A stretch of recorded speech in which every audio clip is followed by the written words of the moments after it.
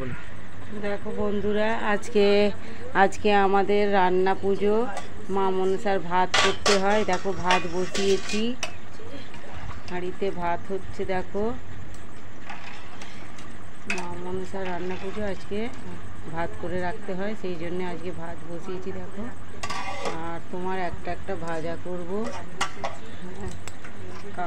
একটা একটা ভাজা হবে, কাঁকরোল ভাজা, নারকেল ভাজা, পটল ভাজা, সজনে শাক ভাজা।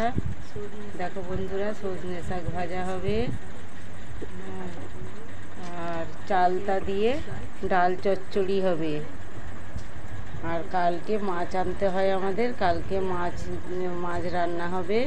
মনসা পুজো হয়ে যাওয়ার পরে আমাদের পান্তা ভাত খাওয়া দাওয়া হবে।